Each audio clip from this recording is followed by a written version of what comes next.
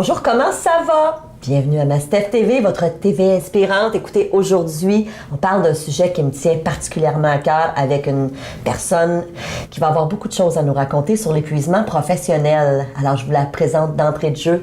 Donc, je vous présente Madame Karine Drouin, qui est auteure, coach et conférencière. Karine a écrit le livre « Un burn-out en cadeau ».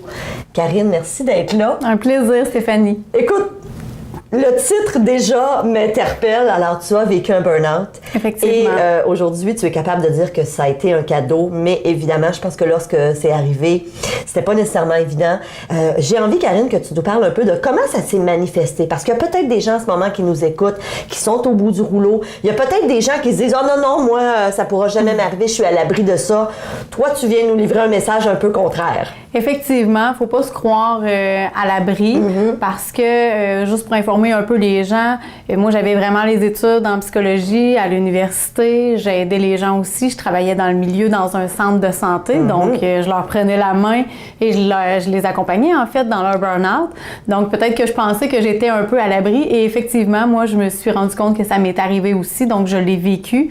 Alors faut être réaliste et savoir que peu importe qui on est et ce qu'on fait, mais ça peut nous arriver le burn-out. Et ça, je trouve ça réconfortant parce que souvent, pour avoir aidé moi aussi des gens en thérapie, en épuisement professionnel, il y a beaucoup de culpabilité. Ou il y a même des gens qui sont un peu dans le déni. Karine, parle-nous, bon, tu parles dans ton livre qu'il y a eu un moment charnière où il y a un matin, ton corps a juste arrêté. Tu étais dans ton lit et tu n'as plus été capable de te lever. Et tu avais à cette époque-là deux jeunes enfants, donc 2 jeunes filles, un conjoint. Mais là, le corps, il a dit... C'est assez. C'est assez. Est-ce qu'il y a eu des signes avant-coureurs, Karine? Oui. C'est parce que souvent, on dit « Ah, j'ai pas vu le burn-out venir ». C'est pas tout à fait vrai. Hein? En fait, on le voit, mais on est beaucoup dans le déni parce qu'on veut pas. On n'est pas rendu à la phase d'acceptation. Donc oui, il y avait des signes. Je me sentais plus fatiguée. Ça faisait un bon bout de temps. J'avais commencé à moins bien dormir aussi. Moi, j'ai jamais eu de problème de sommeil. Donc là, le fait d'aller dormir, c'était plus difficile. Je pensais beaucoup avant de me coucher, donc ça prenait plus de temps. Je me réveillais aussi la nuit, chose qui n'arrivait pas avant. Donc ça a commencé à arriver. Plus irritable aussi. Manque de concentration, ça de façon assez importante. À quelques reprises, ça m'est arrivé, je conduisais ma voiture, je devais aller au travail et puis à un moment donné, je me rendais compte au volant de ma voiture que j'avais dépassé mon lieu de travail. C'est comme si inconsciemment, le corps disait non, je veux plus y aller. Tu peux tellement plus y aller, puis tu veux tellement pas m'écouter que là, blackout, je me rendais compte que j'avais dépassé. Et là, je me suis dit, OK, là, c'est beau, ignorer les symptômes, sauf qu'à un moment donné, je pense qu'il faut être réaliste, mettre le déni de côté, puis dire, là, ça n'a plus de bon sens. Ça peut pas continuer comme ça. Là. Parce que, est-ce que tu es d'accord pour dire que si tu avais pris action avant, tu te serais peut-être pas rendu à ce fameux matin où le corps il a dit, c'est fini. Absolument d'accord. Absolument d'accord. Tu sais, si j'avais pris des mesures un peu plus tôt, c'est sûr que le temps de réhabilitation, ou tu sais, je veux dire, c'est moins long, puis peut-être même qu'on s'y rend même pas au burn-out. Là. Tout à fait. Et c'est un peu ce que tu offres aux gens, aux lecteurs dans ton livre. Donc, je le répète, Un cadeau en burn-out aux éditions Le Dauphin Blanc. Tu donnes 21 clés pour non seulement survivre au burn-out, ce qui t'est arrivé, mais aussi pour le prévenir. Et ça, je trouve ça super important. Le message que tu nous dis, personne n'est à l'abri, même toi qui étais dans le domaine, qui avait des études en psychologie, ça t'est arrivé. Donc, faut pas se sentir au-dessus de ça, mais aussi de dire, il y a moyen de ne pas s'y rendre. Oui, il y a moyen de ne pas s'y rendre. C'est ça qui est important de savoir. Là. En s'écoutant, puis t'en as eu des symptômes, c'est juste que t'as joué un peu à l'autruche. Oui, parce qu'en fin de compte, les gens, ils veulent aussi continuer, sur la même vitesse. Là, ils ont une vitesse de croisière, puis ils se disent, mais si je l'ai fait pendant une semaine, un mois, un an, je suis capable de continuer encore. Mais ce qu'il faut savoir, c'est que ça peut être un peu plus facile de le tenir pendant un mois, mais peut-être qu'au bout de 2 ans, on n'est plus capable de tenir ce rythme-là. Et tu parlais aussi, avant l'entrevue, de tout moi j'appelle ça le syndrome de je me sentais indispensable. Je pouvais pas imaginer que si j'arrêtais de travailler, que je prenais une pause, donc que ça allait continuer. C'est un peu comme si on avait peur que la Terre va arrêter de tourner. Il n'y a personne qui peut faire le travail aussi bien que moi. Tu sais, à un moment donné, c'est de se rendre compte que même si on est utile à nos clients, même si on est utile dans notre travail, peu importe le travail qu'on accomplit, c'est correct. Là, on est utile, c'est parfait, on est passionné. Sauf qu'il y a quelqu'un qui va prendre le relais. Il y a quelque chose qui va se passer après. Il y a la suite des choses qui vient. Donc, il faut arrêter de se créer ce stress-là supplémentaire de dire je ne peux pas quitter ou je ne peux pas être en pause ou en arrêt de travail parce parce que sinon, qu'est-ce qui va se passer? Tout à fait. Parce que souvent, ça nous maintient en milieu de travail pendant encore un bon bout de temps. Ouais. Et quand vient la réhabilitation, là, on dit « Oh, c'est long ». Tout à fait. Alors, plus on s'est rendu loin, plus c'est long, évidemment. Effectivement. Qu'est-ce que tu dirais, Karine, aux gens qui nous écoutent en ce moment et qui sont peut-être au bar ou qui se sentent, alors qui sentent des symptômes, donc peut-être, évidemment, insomnie, perte de poids, dans certains cas, c'est de la prise de poids, irritabilité, manque de concentration, donc tous ces symptômes, ces maux physiques. Ça serait quoi ton conseil à la personne qui nous écoute aujourd'hui et qui dit... OK, je suis peut-être proche de ça. Là. C'est quoi le premier pas? Parce que je pense que souvent, le feeling qu'on a, c'est je sais pas par où commencer. Ah, ça, c'est évident. On sait pas par où commencer, on sait pas par où s'y prendre, puis on voudrait tout régler le premier jour, là, de dire je vais prendre toutes les stratégies, je vais faire ça aujourd'hui, puis après ça va être correct. On n'aura plus besoin d'en parler, mais c'est pas comme ça que ça se passe. Non. Vraiment prendre le temps de s'arrêter, de se donner rendez-vous avec soi-même, de se poser les questions. Quelles sont mes priorités? Là, souvent, c'est le repos. La première chose dont on a besoin, c'est de prendre un temps d'arrêt maintenant, de se reposer, de faire attention à nos habitudes de vie.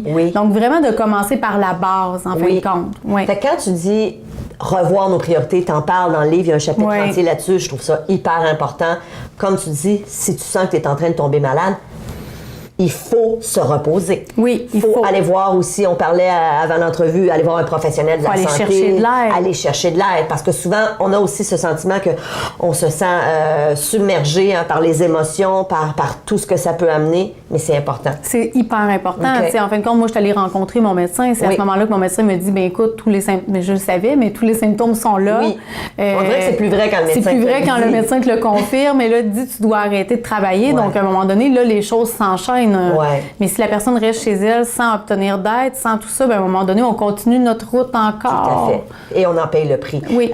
Alors, tu parles des priorités, donc l'importance de revoir les priorités.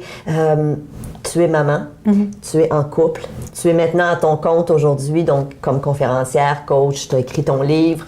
Aujourd'hui, c'est quoi tes priorités? Et comment... Pour aider les gens, comment tu t'es arrêté pour dire, OK, c'est quoi mes priorités? Parce que tu as dû te reconstruire après cet épuisement professionnel-là. Ça ne s'est pas fait en une semaine, même si c'est ce que tu aurais souhaité. Comment tu as fait pour dire, OK, c'est quoi mes priorités? On commence par où? On s'assoit avec une feuille? Comment on fait ça? Moi, je me suis carrément assise avec une feuille. Et puis là, je départageais. J'ai vraiment inscrit en ce moment qu'est-ce que je fais. C'est quoi dans ma vie? Qui manifestement marche pas. Qui manifestement ne fonctionne pas nécessairement bien parce que je me retrouve dans cette situation. Et de l'autre côté, j'ai vraiment écrit qu'est-ce que je voudrais. À quoi j'aspire. Qu'est-ce qui est je voudrais important? que ce soit quoi mes priorités? Où est-ce que je voudrais passer mon temps? Ma famille, mes enfants. Je savais que ça devait figurer en haut. Je savais qu'il y avait bien des choses qui devaient changer. Et là, j'ai fait le parallèle entre les deux. Et au lieu de me décourager, de me dire « Oh mon Dieu, il y a un grand décalage, ça fonctionne pas du tout », mais au contraire, je me suis dit « Voilà le travail que j'ai à faire, c'est là, c'est sur papier, je le vois maintenant ». Et étape par étape. Étape par étape, c'est important. Sans se mettre de pression. Pas en une journée, puis en se mettant de la pression, puis en se rachevant, parce que c'est pas ça qu'on veut. Là. Non, étape par étape, bien là, tranquillement, on rentre dans notre nouvelle vie que moi j'appelle. Oui. Donc, évidemment, priorité. Tu parles dans ton livre un chapitre que j'ai trouvé super intéressant sur les habitudes, les saines habitudes, le sommeil. Hyper Très important. souvent, quand on est en épuisement, on a eu aussi, on a vécu de l'insomnie ou on n'a pas assez dormi. Donc, toi, tu dis l'importance d'avoir une bonne hygiène du sommeil, non seulement dormir suffisamment. Les gens travaillent beaucoup, ils vont aller couper parfois sur leur heure de sommeil. C'est sûr que des fois, ça peut arriver, je comprends, mais la semaine d'ensuite, il faut récupérer. Il faut tout de suite aller rechercher l'équilibre, en fin de compte. Là. Oui. Sport, alimentation, c'est toutes des choses qu'on sait, hein? C'est un peu ce qu'on discutait avant l'entrevue. Tu me disais, c'est toutes des affaires qu'on sait, d'avoir des saines habitudes de vie, mais on le sait, mais on le fait pas tout le temps. Si on se retrouve en épuisement, c'est que fort probablement, il y a des choses qu'on a perdues. On les a manqués, ces rendez-vous-là, avec nous autres. On les a tassés. Des rendez-vous avec nous. Oui, on a manqué. Tu le fais aujourd'hui? Aujourd'hui, c'est crucial, c'est à mon horaire, c'est quelque chose qui bouge pas.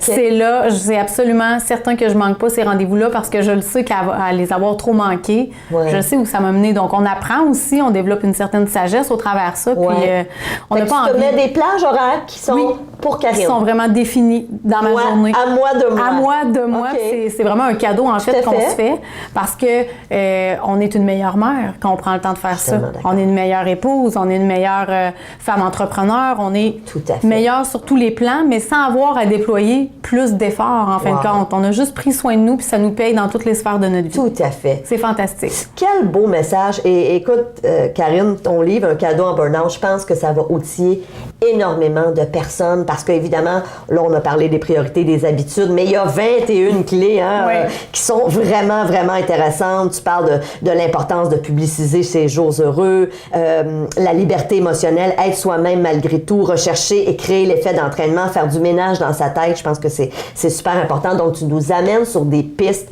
pratico-pratiques pour prévenir du concret ou se guérir du concret. Puis je pense que c'est ce qu'on a besoin. Donc, évidemment, Karine Drouin, j'ai envie de dire aux gens, allez vous procurer son livre. C'est aux éditions Le Dauphin Blanc, un burn-out en cadeau. Karine, tu as aussi un site web. Absolument. Où on peut aller voir ce que tu fais. Oui, les gens peuvent visiter le www.inspirationaubonheur.com. Inspirationaubonheur.com. Ah, j'aime ça, ton titre.